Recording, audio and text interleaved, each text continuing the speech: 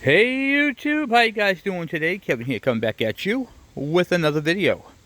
So, today we're going to be talking about top ends. Okay? So we're going to be talking about top ends. I want to get right into the video. But before I do that, please hit the subscribe button. So there's going to be a lot of technical information in this video. So I'm going to get you guys in the stand right there, and then we will get crack-a-lacking. Alright. So, let's just get right into it. So this is the cylinder right here that I was going to bore out, have it bored out. If the cylinder wasn't all scratched up and the cylinder piston, when I pulled it apart, say the piston looked good, then I would just hit it with a hone. This is a finishing hone. This puts the cross hatch pattern on the cylinder, which is very important. We'll get into that a little later. But for right now, this one right here is still all scored up. And we're going to use this old dummy piston for this video to show you guys what to do and how to do it. So, that is the correct tool right there. Now, you cannot use this on a Nicosile coated cylinder. If you do, you'll destroy it. Okay? So this part right here is only for cast iron cylinders. Okay? So, what we're going to talk about right now is ring gap and why it's important. A lot of people just get the piston out of the box, a brand new piston out of the box, they put it on the connecting rod, they lube it, and they slide it into the cylinder and never check the ring gap. And then, a few weeks later, they're having all kinds of engine issues. Oh, I broke a ring, or there's something not right with my engine, I'm losing power, and that sort of thing. So ring gap is very important. So, pistons on two strokes, have two rings. Compression ring, two compression rings. One ring compresses the air and fuel mixture up, and the other ring, actually, it's going in the same direction as the top ring, but however, it works the opposite. When the engine goes down, that ring helps push the air and fuel into the crankshaft, which scavenges and pushes it up into the transfer ports and on top of the piston for the second stroke. Okay? So what you're going to do, you're going to put these in the position that they would go in. So if you have a little mark on them, like this one has a little letter N, that's going to face up. And you're gonna just push it into the cylinder, no oil, just the way they are. And then you're going to use your piston on top of it to square it off. Now the piston ring is sitting in the cylinder completely squared. Okay? That's the proper way to put your ring in there so you can check the gap. Now, does anyone know what a piston ring actually is? If you said it's a bearing, you're 100% correct. This is a bearing that allows the piston to slide up and down the cylinder. Okay? So, when you have a cast iron cylinder and you hone it, it puts the cross hatch pattern in there. That cross hatch pattern, after you hone it, puts little microscopic grooves in the cylinder. Okay? But to the naked eye, it looks smooth and it looks uniform. You see all the cross hatch pattern. Okay? These little jagged edges go away on break-in. You'll still see the cross hatch pattern, but it will be smoothened out. This is why the break-in period on an engine is very important. So, when the piston rings go up and down the cylinder, it takes these sharp, jagged edges and cuts them down. It cuts them off. It smoothens them out. That's called engine break-in. Okay, and that's why breaking in your engine is very important. It makes these plateaus. Not breaking in an engine properly could cause you to wash the cylinder, which makes it too smooth for any of the oils and any of the fuels to be trapped in. Now, why are those grooves important to you? Okay, those grooves, that cross hatch pattern, actually houses the oil that's going to lubricate the bearing. So when the bearing slides up and down after it makes those plateaus, what it does is it lubricates this surface and allows it to ride smoothly. not breaking in an engine could destroy some of those plateaus, and then there'll be spots where no oil is, and there'll be a dry spot. And then that right there could cause premature wear on your bearing, or in this case, piston ring. So that's where that comes in handy. The other thing, you want to make sure your gap on your piston ring right here is set correctly. An incorrect gap could cause it to be too tight. Then when the engine heats up, it could melt the ends, could fold it, cause premature wear, and you could burn out your cylinder and as well as the piston rings prematurely, very quickly, and could cause piston damage. Too much of a gap will cause blow-by gases to go through here, and then exhaust get in there, and then what you'll end up getting is carbon on the rings, carbon on the skirts of the piston, and then and next thing you know, you're losing power because your piston ring can't expand and contract. So very important to get these things correctly. So like I did, you put the piston ring in, you set it in there, then you take your piston, you go up, you put it upside down like that for a second, just square it off, and then you grab your book, get the manual for the book you're working on. Don't go on Google, don't look it up, just get the proper manual for your bike. Okay, look it up, see if you can find it. If you can quickly, that's great. If not, what I like to do is I like to reference my gaps before I do the work. And I have here piston ring installed gap, and it tells you what it is. So you're going to need a feel gauge. Okay, I don't know what the specification is for this one because I didn't really look it up. I just kind of did that nonchalantly. But you're going to grab the one that would fit it. This is going to be the wrong size, I know. But you're going to find the gap, the feel gauge that fits into the gap right there, and you can move it smoothly in and out. Okay, so you should be able to put that right in the gap and move it in and out smoothly when feeling a little slight drag.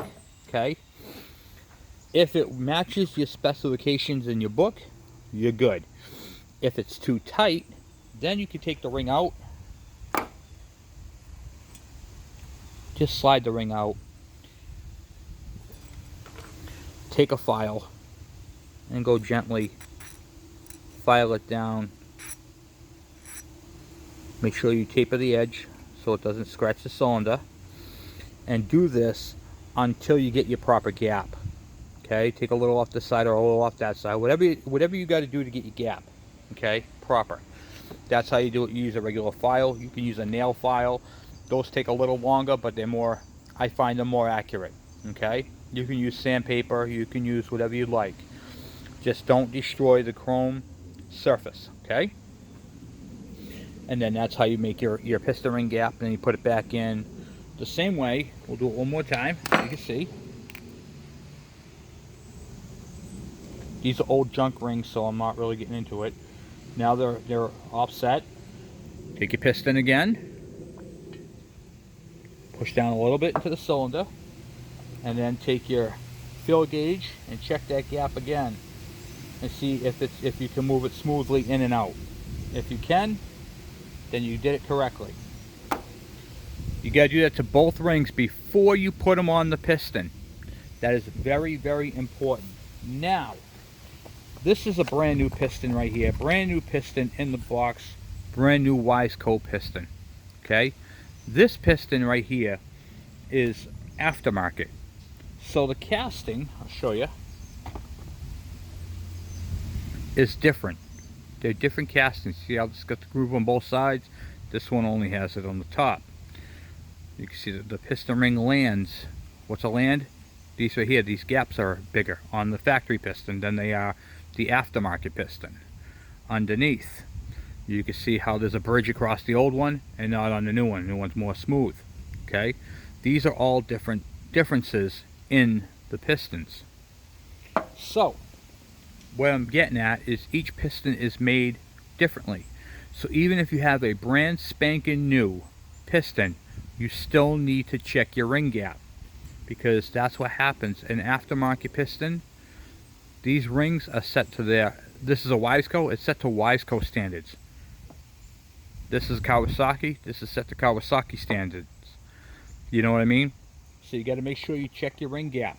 Now, what I'm going to do is I'm going to bore this cylinder out. So I need to get an oversized piston, which I happen to have right here, which is going to go with this jug, or cylinder, whatever you want to call it. So what I like to do, because I know that the machine shop who's going to be doing this right here doesn't have this particular manual. Okay, so when you give them the box, remember when I did the KE102 cylinder, okay, I always take my pen and I write down the specifications on the box. These are factory settings right here, and that right there, so when they put that piston into that cylinder, they're gonna make it to that specification that I set it for. Okay, if not, they're just gonna do a micrometer. It could be off a little bit, it could be over, it could be under, we don't know. Give them the specifications. It helps the machinist out, and it tells them what you're exactly looking for. And you can get these specifications right out of your manual. So don't give them your manual, because you may not get that back. Write them down on the lid of the piston cover, on the piston box, when you give them the piston.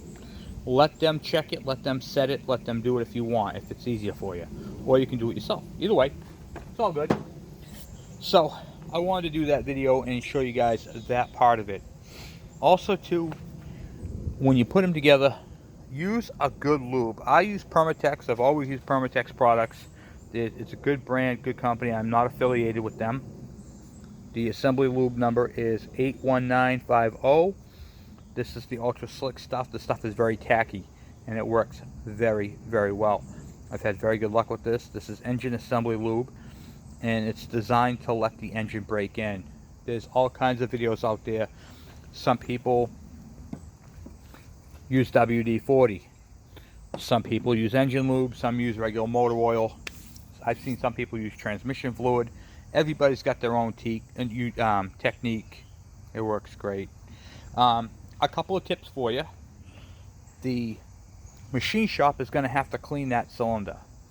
So if you can scrape off all the extra stuff that's on it before they get it,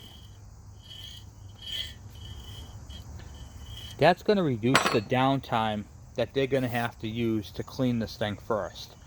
So help your machinist out. Give them a clean cylinder, or at least as clean as you can get it before they get it. And then that makes their work a little easier, because now when they're looking at it and holding it and talking to you about it, they have it in their hand. They can say, okay, it looks like it's going to need this right here. We can do this, this, and this for you. And that's going to help you out in the long run. So don't be afraid to clean it. And always double check your piston ring gap. Even if the machine shop does it, when you get the thing home, check it yourself. I'm telling you, you're going to save yourself a lot of aggravation. Okay? To hone or bore a cast iron cylinder, you're looking at about 80 to 90 bucks. To do a Nicka aluminum cylinder, you're looking in the $300 range. Okay? You have to understand that they're coating this cylinder, the aluminum one, with the Nicka, which is a very intense process, and it is a very dangerous one at that. And they have to get that correct. So, what are the pros and cons? I did a video on that. I'll explain it to you guys again.